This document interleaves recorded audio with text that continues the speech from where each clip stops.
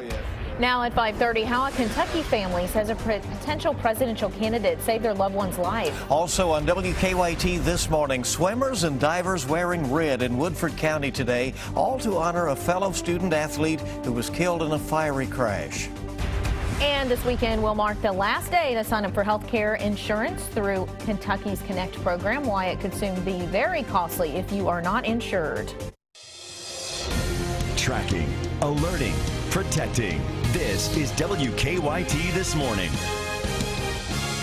Good morning. So nice to have you with us on this Friday as we get rolling toward the weekend. I'm Bill Bryant. And I'm Rebecca Smith. We are settling in for some extreme cold this Friday and into the weekend. Might as well get ready for it. And in fact, that cold sticks around for several days. Meteorologist Micah Harris is tracking things. Valentine's Day tomorrow, but it's going to be for the cold heart type, I guess, right? Yeah, I think so. And that's going to last for a long time. It's just not going to feel good. It's not going to look good. Well, unless you like snow. But I don't think anybody likes just absolutely freezing their butt off. First Alert Defender Live Radar, there's your look down south and southeast, holding on to some of those flakes still flying around. Not much, but it's still there. And any of these that's fallen on the roads will stick. So we just got to be watching out for that. Howard Rogers Parkway, 421, and then make your way back towards, say, Breathitt County. That area could be seeing some of that on the roads. Temperatures are in the teens. We head throughout the afternoon and hold on to the 20s. Now going off to your weekend, it's a different story. Teens for highs in some locations and also snow, and I'll show you that coming up. All right, thank you. This morning we are tracking almost 10 school closings across central Kentucky this morning and a couple of delays as well. And we'll keep those closings and delays at the bottom of your screen here on WKYT. And you can also find those along with updated weather information on our website, WKYT.com.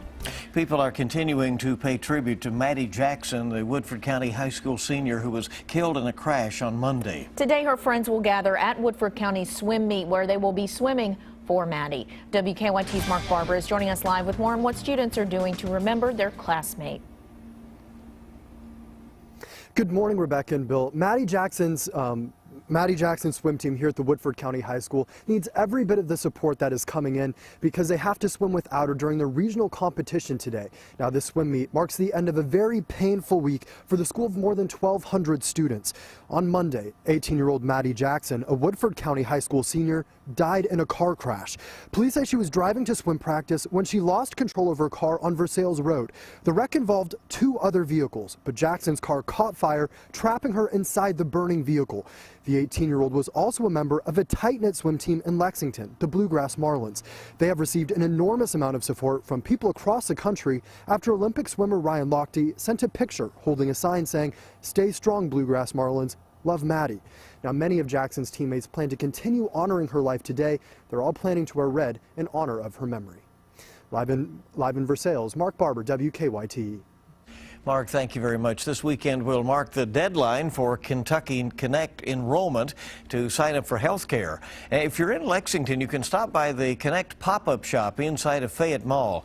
That's where our Whitney Wetzel is joining us live from this morning on how you can avoid a costly penalty about insurance. Good morning. Well, the open enrollment period on healthcare.gov ends this Sunday, and if you don't sign up before then, it could be costly. According to a report by our news partners at the Lexington Herald-Leader, up to 260,000 Kentuckians could face a penalty for failing to sign up for health insurance last year. The deadline to enroll for coverage as required by the Affordable Care Act this year is February 15th. Signing up before that deadline will offset a penalty for next tax season, but not this one. If you didn't have insurance in 2014, you'll be fined $95 per person in a household, or 1% of the household income, whichever is higher. If you don't have insurance this year, that fine jumps up to $325 per adult and $162.50 per child in a household, or 2% of the household income. So to avoid those fines, there are several options available. Like you said, there is a Connect store inside of the Fayette Mall. The state also has a website that you can go to. It is connect.ky.gov. Live in Lexington, Whitney Wetzel, WKYT. Whitney, thank you very much. A new state study says Governor Beshear's decision to expand Kentucky's Medicaid program will cost more than $1 billion over the next 6 years. But the study says new health care spending that the expansion is creating will actually generate more than enough savings to cover the cost. The governor said the Affordable Care Act is leading to more jobs and more health care coverage in Kentucky. Well, a state senator charged with DUI pleaded not guilty in court. Senator Brandon Smith was arrested in Frankfort on the opening day of the legislative session. A Franklin County judge took away Senator Smith's driver's license for now, saying it's because Smith did not take a breathalyzer. The judge told Senator Smith he would not get his license back until all of this is resolved. The trial is expected to begin in April. This morning, a Madison County mother is defending the man who police say punished her children with an electric cattle prod. Richmond police charged 54-year-old Silas Powell with criminal abuse. Police say a school resource officer told them about the incident. Carol Powell told us that she has been dating Powell for a year and is engaged to him.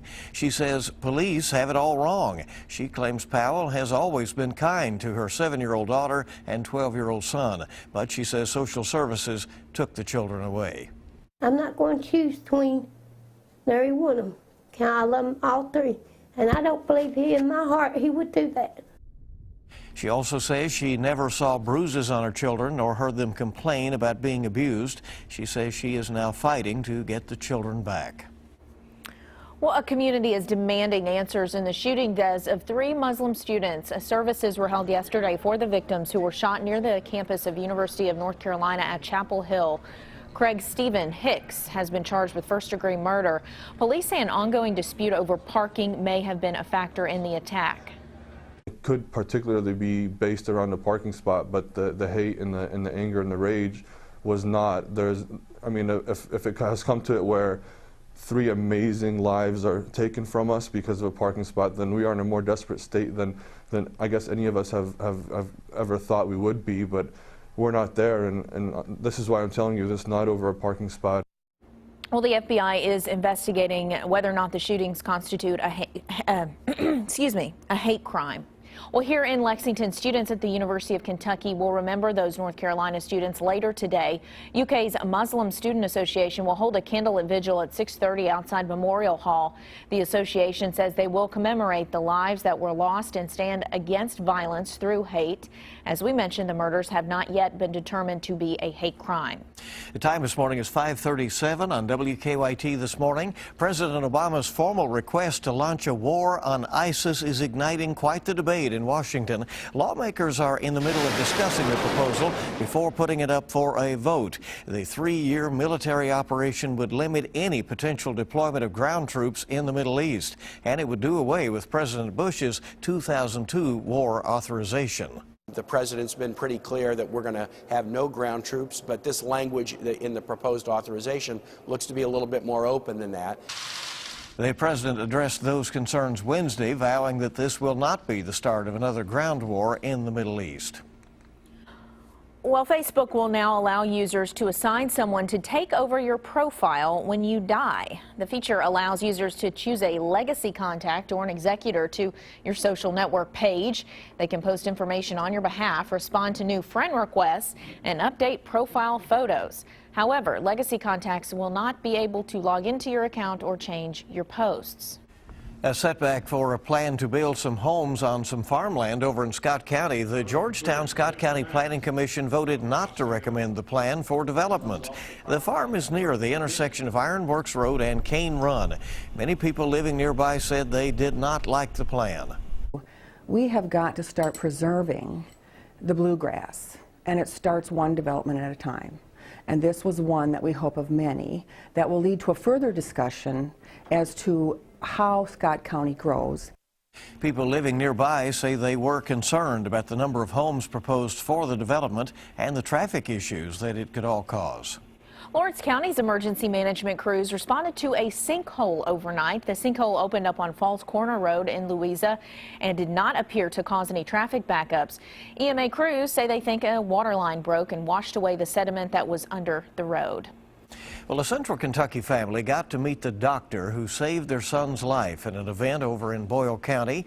Philip Wysong suffered from a rare brain disease, and he survived that thanks to surgery that Dr. Ben Carson performed. Philip has since graduated with honors from Campbellsville University, and Dr. Ben Carson, who is considered running for president, was there. It tells me that he has a real caring personality, and you can see it in those folks' faces that, you know, he's taken the time with his education and his abilities to really make a difference in someone's life. Now, does that translate well into the political world? Maybe it does. Let's hope it does. And now that the Wysongs have seen Dr. Carson speak in front of a large crowd, they say it is something that they hope he will continue and potentially campaigning for the presidency ahead.